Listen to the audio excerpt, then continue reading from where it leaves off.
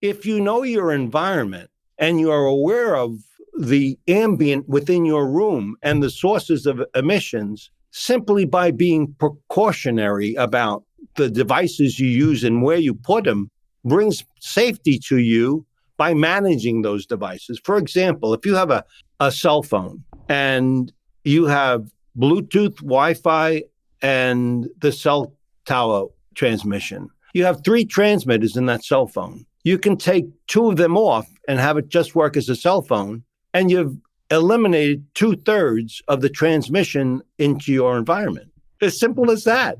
You reduce the ambient in the room by simply turning them off.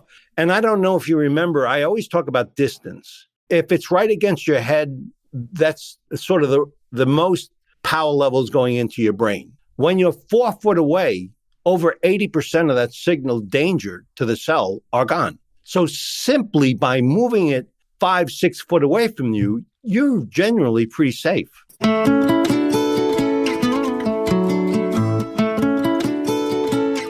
From the Weston A. Price Foundation, welcome to the Wise Traditions podcast for wise traditions in food, farming, and the healing arts. We are your source for scientific knowledge and traditional wisdom to help you achieve optimal health.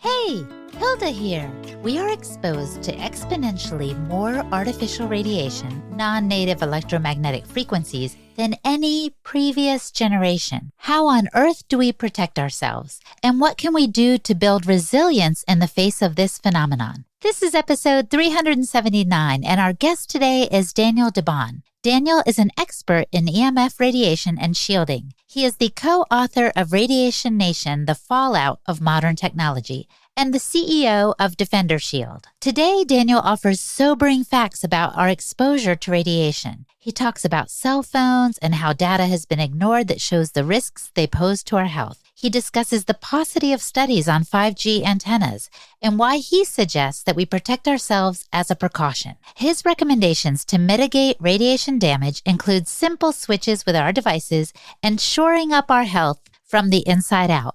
This is the 5th podcast in our resilience track. Before we dive into the conversation, I want to invite you to grab a free offering from the Weston A. Price Foundation. It's an information pack that gives you background on WAPF, along with our most popular brochure, Timeless Principles of Healthy Traditional Diets. The brochure has pictures that Dr. Price took of indigenous people around the world and gives an overview of our dietary principles. It's awesome and free. Just go to westonaprice.org and click on the Request Free Info Pack button. I'll put a link in the show description to make it super easy for you to grab this free resource. And a shout out to our sponsors, Branch Basics. Create a healthy home with Branch Basics cleaning products. Have you heard of them? Branch Basics offers fragrance-free, plant and mineral-based cleaning solutions. They're free of harmful preservatives, biodegradable, non-GMO, gluten and tree nut free, in case you were wondering, and not tested on animals. It's all the things and so easy to use. Branch Basics is a 1 concentrate model. Our family subscribes and gets one on the regular. It's a bottle of concentrate and 1 oxygen boost package. The concentrate is used to fill bottles for use to clean kitchen countertops, floors, bathrooms, toilets, laundry, produce, your hands, just about anything you can think of. And you fill each bottle to the water line and then concentrate to the soap line, and you top the bottles off with more water and get cleaning. It's that easy. And the oxygen boost is great for cleaning toilets, burnt pots and pans, shoes, laundry, grout, and more. Our family loves the non-toxic nature of these products and the fact that they are fragrance-free. So go to branchbasics.com to get started for a healthy home simplified. Use the code WISE to get 15% off all starter kits except the trial kit. And the link in the show description automatically includes the discount code if you want to do it that way. So again, it's branchbasics.com. Order your starter kit today. This is Holistic Hilda, and you're listening to Wise Traditions. Welcome to Wise Traditions, Daniel. Well, thank you very much for inviting me. I'm excited today for having a chance to chat with you and your audience. I think it's so important for this information to get out about how non-native electromagnetic frequencies are affecting our health. I remember you're telling me one time that when you first started your company, you were fielding all these phone calls of people calling with symptoms. Tell us a little bit about what happened back then. Absolutely right. What happened was my son and I started a company 14, 15 years ago, and it was a shielding company for electromagnetic radiation. And we began getting calls about the products we sold and a whole bunch of other questions about environment. And we began seeing a pattern that there were a lot of people, it seemed, that when exposed to electromagnetic radiation, they got a headache, their eyes hurt, their fingers tingled, they had foggy thinking, and they were saying, what is going on? And that prompted me to begin looking into what the science knew about it. It was funny, Hilda. It turns out that there were actually lots of studies, particularly in Europe, that talked about electrohypersensitivity. And there were studies that identified the roughly 15 to 20% of the population is electric hypersensitive. So I began realizing that for them, it was even more important that they think about the environment they're in, because for them, they were the canaries in the coal mine, in a sense. And by the way, out of that, 80% of that were females. And no one knows why it's more susceptible for females than males. Some argue with different brain patterns. Some argue that it's hormones. There's a lot of arguments why, but there really is no scientific evidence that I know of why. And by the way, do you know that if you're electric hypersensitive, you're likely multiple chemically sensitive? Oh. I began asking the question, well, when you smell perfume, do you get a headache? And they'd say, yes, I do. That's how I began knowing that it really was legitimate, that people really did have a problem and nobody was worried about it. Well, what's so interesting to me is, just as you said, some people are extremely sensitive and they are the canaries in the coal mine, but whether or not one feels a symptom, we're still all being affected by this radiation, aren't we? In one form or another. Yeah. And why is it, Daniel, so problematic, this non-native electromagnetic frequency radiation that we're exposed to?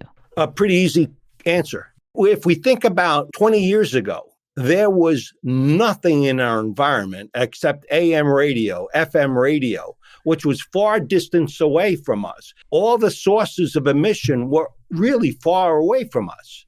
Today, your 6-year-old child walks around with a cell phone. Your grandchild at 8 years old is talking to grandma hours at a time. It is so integrated into our use today, and it's very, very close. Our laptops, our tablets, our cell phones, they're all emitting electromagnetic radiation. So we're surrounded by it in a way that 20 years ago we were not. Yeah. Is this why 5G networks are so alarming? Because they have to put the antennas closer to the homes? Yes, there's a few things that really concern us. When we talk about a cell phone, we talk about it being in about 1 gigahertz transmission. When we talk about a Wi-Fi, it's 2.4, 5.0 emissions that are coming from the Wi-Fi, but they're all below 10 gigahertz. They're all below 10 gigahertz. Mm-hmm.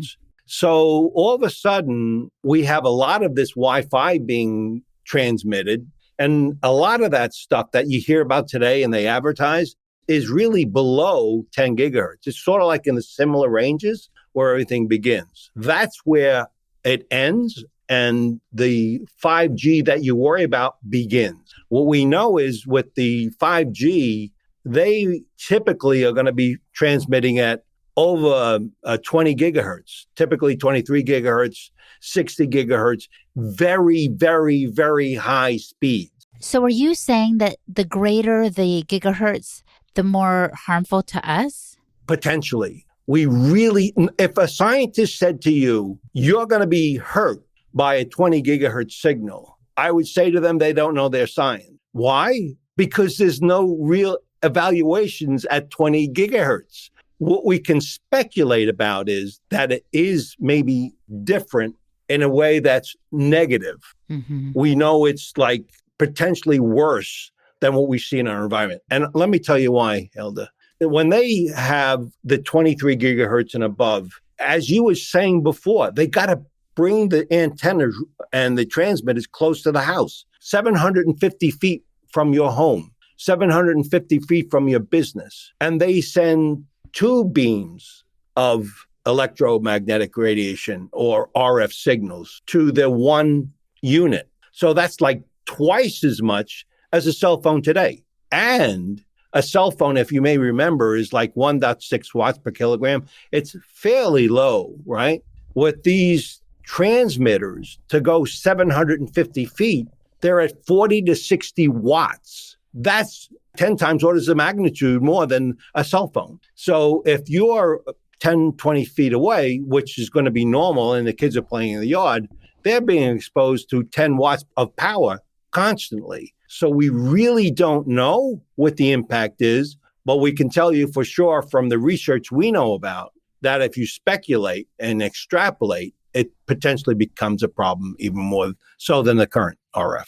You said that early on you found a lot of studies showing the damage of this radiation that people were unaware of related to cell phones, I guess. Yeah. But have they not done many studies showing the damage of 5G? And if not, why not? They have done none. I know this is not the story you want to hear, but here's a story. It turns out Robert Kennedy, he and several other leading experts, in a sense, in this space against the 5G trend, brought the FCC to court. And then they said to the court, you have not looked at all the study work that exists and the potential dangers. And long story short, the FCC lost. And they've been told by the court that they need to evaluate the standards and all the studies before they conclude that the transmitted rate approved by the FCC for 5G is dangerous or not. So it was pushed back in the court. But the fact is, as you may know, there is no research because the U.S. doesn't fund this kind of research and hasn't for years and years and years. Most of it that we hear about is independent study work, except, I don't know if you remember, I mentioned the National Toxicity Program study. That was a $30,000 study by the federal government, U.S. federal government, and they were asked to evaluate cell phones and their implications. And so they set up an epidemiology study, and they had large populations of subjects exposed, which are rats and mice and stuff. And they found a statistically significant increase in frontal lobe cancer and heart cancer. That was reinforced by the Ramazani Institute roughly around the same time, which is 3-4 years ago. And they came up with the same conclusion with the very large populations they studied. So we're getting to learn more and more, but in the 5G space, there is nothing. Although, I don't know if you remember, I talk about 1.6 watts mucks around with the immune system, and that your gut actually likes the RF signal, and bacteria and actually flourishes. It's the bad bacteria that flourishes. We know that's even more accelerated at 20 gigahertz. I've seen a study that talks about sort of a similar pattern of impact, but that's about all I've really seen that I accept as real study work. So since there is so little information out there, what gives you the impression, Daniel, that we should do our best to protect ourselves from the rollout of 5G? It's an abundance of caution. You know, like before we were talking, we talked about trans fats. They use trans fats, and somebody wanted to make your French fries better, and they had no study work. And it went on for over 30 years, and everyone was blaming eggs. It wasn't eggs, it was the trans fats. And ultimately, they got banned a few years ago in the US, and worldwide is even sooner. So we know that it's not unusual for us to introduce technologies into our environment and not really have a good understanding of what that impact's going to be. And oftentimes it's after the fact that we really do so. So to answer your question, abundance of caution, because we know below 10 gigahertz or so, there's a preponderance of evidence that talks about the implications to the body. And there can be many. You know, we were starting with electrical hypersensitivity. But that can be serious. You know, there is argument, which we don't have statistical significance on, but we know the frontal lobe is like the most concerning. That's because it's soft tissue, like the heart. And so when you put a cell phone for more than an hour a day for 10 years, you're 3 times more likely to get frontal lobe cancer of a cell. These are facts we know. There's not sufficient evidence to substantiate those claims, but there's a lot of it out there that if you look at the metadata, it is very real. And in fact, there is enough information out there that is causing all kinds of doctors and scientists to raise an alarm bell. Hasn't there been a group of scientists who've suggested that we halt this rollout of 5G to study it further before we proceed with something that may be difficult to stop? And we can't go backwards. It's like the ship has left the port. And if we don't halt it now, it's going to get too far out and it'll be unstoppable. Yeah. In fact, hundreds of worldwide experts in this field, independent experts, have gathered together and they petitioned the FCC. And they said, you can't do what you're doing because evidence already is clear of what we currently have. And we're concerned without study work that we're going to see even a worse case of what we see now. So yeah, several hundred experts in the world got together and have been being very vocal about it, actually. Coming up, Daniel weighs in on the topic of harmonizers and pendants for protection from EMFs. He also offers sound advice for defending our bodies from artificial radiation based on our natural circadian rhythm. You're listening to the Wise Traditions podcast from the Weston A. Price Foundation. We pause now to recognize our sponsors. Paleo Valley. If you avoid meat for environmental reasons, you're going to love Paleo Valley grass-fed and finished beef sticks. Here's why. Every time you enjoy one of these beef sticks, you can feel confident that you're doing your part to put an end to inhumane factory farms that negatively impact the environment. Instead, the beef included in Paleo Valley beef sticks comes from small, American-owned farms that practice rotational grazing. Rotational grazing is when farmers literally rotate the pastures in which their cows graze, so they aren't feeding on the same soil forever, depleting its nutrients. Instead, by rotating the cows on the soil on which they graze, they help increase the nutrient density of the soil and put carbon back into the soil where it belongs. This is known as carbon sequestration. And the cows do it. And so these beef sticks can be enjoyed guilt-free. And what I love also is that they're naturally fermented with gut-friendly probiotics. So they're good for the land and the gut too. So order yours today at paleovalley.com and use the code WISE for 15% off at checkout. That's paleovalley.com and the code WISE. And a shout out to Optimal Carnivores. Organ meats are some of the most nutrient-dense foods on the planet. Our ancestors prized organ meats for their vital properties. And Brain Nourish is a revolutionary new product from the guys over at Optimal Carnivore. They have combined grass-fed beef brain and lion's mane mushrooms in a groundbreaking formula. It is the ultimate whole food, nootropic to build a better brain. These 2 ancestral superfoods have been used for centuries to improve brain function and overall mental well-being. And now they're available for the first time together in convenient capsules. Studies have shown that both ingredients are remarkable at improving cognition and brain health, both in the short and long term, guaranteed to have your brain firing on all cylinders for supreme focus, elevated mood, improved memory, greater clarity, and enhanced creativity. And they offer other benefits as well for health, vitality, and longevity, thanks to the highly nutritious superfood ingredients.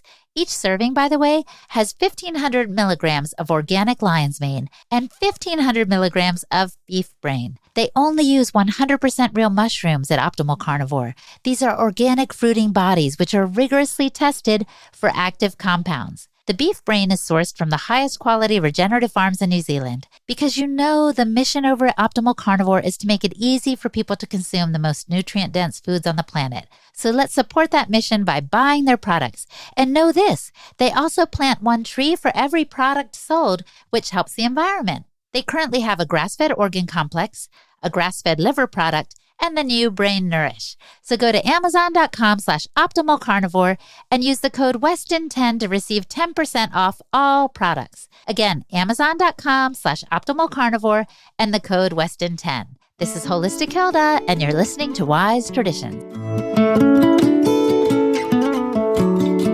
I have seen so many harmonizers and pendants and such, and I'm wondering, do these things actually work? Do they offer any measure of protection against man-made or artificial radiation? That's a tough question to answer. I'm an engineer, and I look at it from an engineering perspective, which is if I have a transmit source and I have something that interferes with that transmit source, I should be able to measure it. And most of the pendants, most of these devices, there are no studies that substantiate the claims by independent third-party studies. If it's really true that you do what you say you do, you should be able to find a laboratory that can actually test and establish that claim or not. That's what I did. In fact, I probably knew more about the testing than the laboratories I send the products to, because this is what I did for a living. And so for me, it's measurable facts. In many, many of these products, I really can't find any evidence of independent claim and substantiation. So I'm always iffy about it. Yeah, we've talked to some owners of some different companies, and they've said it is difficult to measure, and I'm not sure why. They've said we can't measure this exactly scientifically, maybe because it goes beyond the realm of science as we understand it. Possibly, right? But engineering's engineering. I mean, if you say there's a signal that's gone, there should be no signal, period. If it's still there, it is hitting your cell. It is hitting your body. I don't want to get into details, but there's some that say, I'm protected completely if I'm using this thing. Well, if you have a cell phone to your head and you have this device on your foot, how is it protecting the frontal lobe cells of your head? Mm-hmm. It's a constant transmission. And so there's simple engineering facts that somehow I get confused about their story and what I know is engineering. Right, right. Well, so what do you recommend? Perhaps you have an idea of what might be effective. I always talk about this. If you know your environment and you are aware of the ambient within your room and the sources of emissions, simply by being precautionary about the devices you use and where you put them, brings safety to you by managing those devices. For example, if you have a cell phone and you have Bluetooth, Wi-Fi, and the cell tower transmission. You have 3 transmitters in that cell phone. You can take 2 of them off and have it just work as a cell phone, and you've eliminated 2/3 of the transmission into your environment. By going to the settings, right? Right. And just clicking on the Bluetooth one and the Wi-Fi one. Yeah, as simple as that. You reduce the ambient in the room by simply turning them off. And I don't know if you remember, I always talk about distance. If it's right against your head, that's sort of the most power levels going into your brain. When you're 4 foot away, over 80% of that signal danger to the cell are gone. So simply by moving it 5-6 foot away from you, you're generally pretty safe. And if you on the phone for 5 minutes a day, I wouldn't worry about. You're fine. But if you're on it for hours at a day, that's when I think you should think about alternative ways of using technology, because there could be potential dangers there. Yes. I personally am hardly on the phone at all, but if I am, I either have it on speakerphone or I use the AirTube earbuds so that the signal isn't coming directly into my brain. I have friends who think, if I just use, regular earbuds, then it's fine. But a dear friend of mine, actually, Kim Schutte, told me, no, because those are still sending the signal to your brain. And I'm not even talking about AirPods, Daniel. I'm just talking about regular earbuds. Yeah, absolutely. In fact, I work with clinics, and there was one clinic I work with in which the owner is electric hypersensitive. He cannot put wired earphones in his ears because of the small electrical fields that are being generated to the ear. So it influences the body. Whether you feel it or not is a debate about your sensitivity, but it's clearly there. So conservatively, as you suggested, find an acoustical tube that eliminates that electronics, because it's going towards the sensitive part of the head. Now, I have a question that's like a little bone of contention between my husband and I call him the accidental biohacker because he's kind of coming into this field kicking and screaming. But whenever we're in the car, I'm like, please put your phone on airplane mode, because I think being enclosed with the windows rolled up and the phones pinging back and forth from nearby cell towers, I think that's worse for us than if we had our phones on airplane mode and the windows down. Do you agree with my assessment of the situation?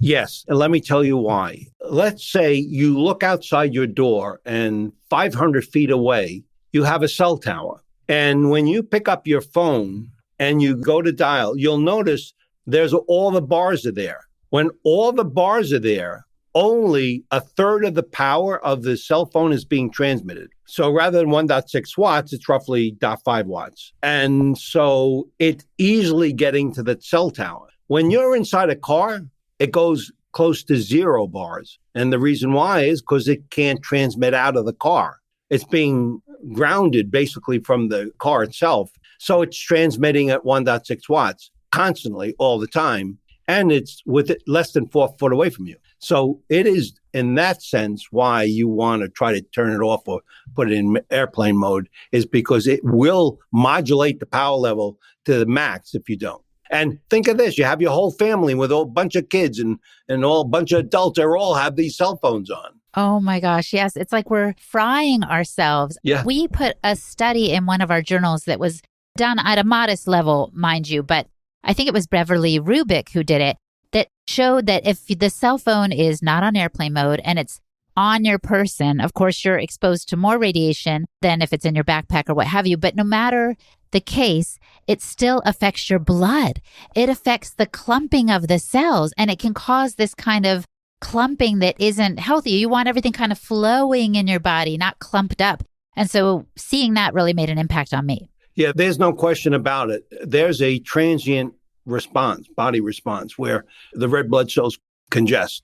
When you move your device away, it stops that coagulation that's occurring on the red blood cells. But that's a symptom of exposure. The problem is that it can still damage the cell far beyond the blood. Blood's a very important thing, actually. You asked me what you should do. I'll try to explain a simple thing. When you have exposures and your immune is being suppressed, Dr. Ali Johansson's studies shows that when you use these RF signals, they suppress your immune. So what's important is that you eat right and you sleep right. You eat within the right windows. The circadian rhythm, actually, believe it or not, I know you know this, it's actually pretty important because it helps your body deal with this stuff. 100%. It's like you're fortifying your body in the best way possible so that your body can withstand, if not thrive, amidst this bombardment of the enemy, so to speak. Right. Yeah.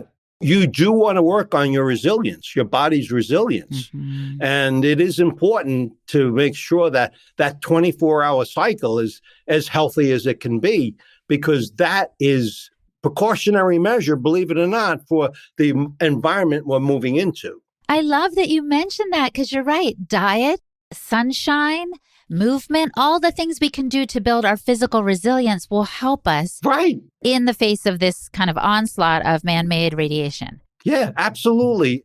And you don't need any devices to help you protect yourself. Again, if you know your environment and you're maintaining a healthy 24-hour cycle. Very, very important stuff. I love that you mentioned this, Daniel. And speaking of kind of health from the inside out, I understand that you are developing a product at Defender Shield that will somehow help us from the inside out. Talk to us about that. It turns out I got really pretty frustrated with the medical community when I began this company, because there were real people that were really suffering from exposures. And there didn't seem to be very much mainstream understanding of what it was from any part of the medical community, including the supplement space. So probably 8 years ago or so, I began working with a biochemist. I actually have several physicians and researchers that are coach for us. They're a supervisory council for us that we have. And we began thinking like, we sort of know the hearts of the problems. We know the gut. We know that it's DEV-C that typically is increased when you have an exposure from an RF signal. We know these things from all these years of work. And so we began bringing products to market. First product we brought to market was omega-3. I don't know how much you know about the process of omega, but I can't find many, if any, in the marketplace that are cold pressed, that are not using chemicals and pre-processing techniques. Mm-hmm. If you take a capsule of a typical omega product and you put it into a foam cup, it burns the foam cup in the bottom of it. Huh? The chemical residue is that hard. And so the processes and the amount that you get typically is, we found that wasn't the right levels. And so we came out with the omega, and it systemically brings the right kind of fatty acids to the cells and begins protecting the cells.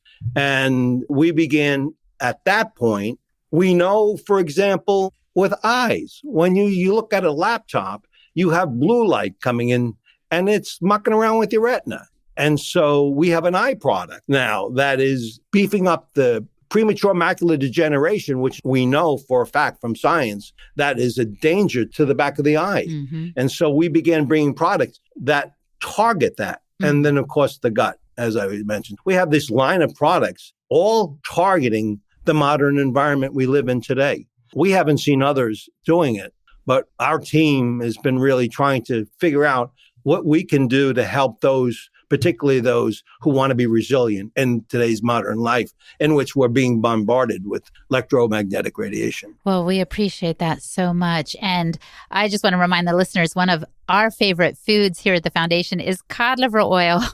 Right. Because cod liver oil is replete in omega-3s, and we definitely need more of that in our diet. And it's actually a food that Dr. Price even said wasn't a supplement. He considered it a food. It's that important. Absolutely. And it's a simple thing. It's like, it's not this complicated stuff. It's back to basics, essentially. Well, take us back to basics here as we start to wrap up, Daniel, and just tell us, if the listener could do one thing to improve their health or maybe boost their resilience, what would you recommend that they do? One thing.